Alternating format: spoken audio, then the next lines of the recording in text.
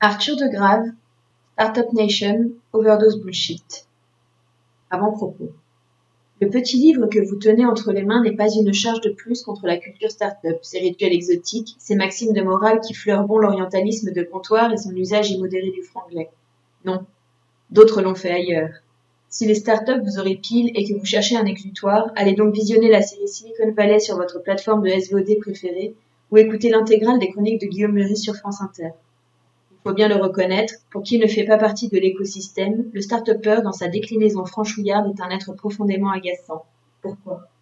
Serait-ce sa positive attitude qui contraste trop avec la mauvaise humeur de ses compatriotes, gaulois réfractaires, aigreur, jalousie congénitale, haine de la réussite? Il y a peut-être un peu de ça, car après tout, la culture start-up est un produit d'importation, et une greffe ne peut pas prendre à tous les coups. Mais il y a plus. Que depuis quelques années, le start-upper tricolore, au lieu de gentiment s'occuper de ses petites affaires, se mêle de politique. Symboliquement, et plus si affinité, il s'est mis au service d'un projet de société. Un projet lui-même assez vaguement défini, mais qui a le mérite de porter un nom des plus catchy, Startup Nation. Tout de suite, ça sent la modernité et le nouveau monde à plein nez.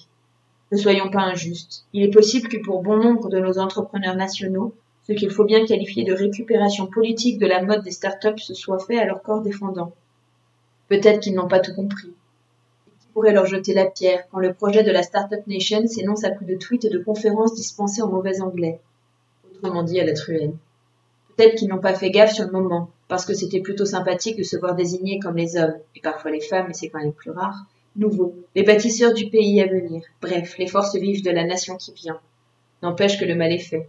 Aujourd'hui, la manière la plus naturelle de critiquer la politique menée par le CEO de l'entreprise France et par son équipe de management, c'est de tourner le monde des startups en dérision.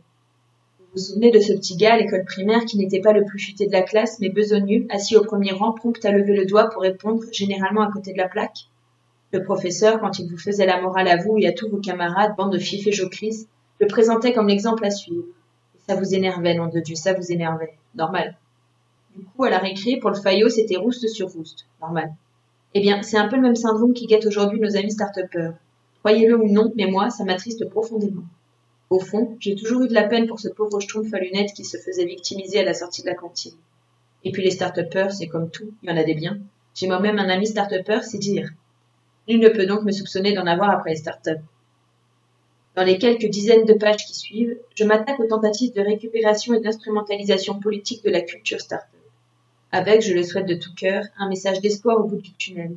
Non, start-upper, vous n'êtes pas condamnés à être les idiots utiles d'un projet qui vous dépasse. Et si vraiment vous persistez, eh bien soit. Mais qu'au moins les choses soient énoncées avec clarté, Jupiter reconnaîtra les siens. Le programme des réjouissances. Aborder le concept de Startup Nation avec un œil critique et tâcher de dissiper les vapeurs sucrées, entêtantes, presque écœurantes du langage bullshit qui l'entoure. Peut-être bien que sous les formules toutes faites, les slogans qui fleurent la com vermoulue, sous le discours politique qui évoque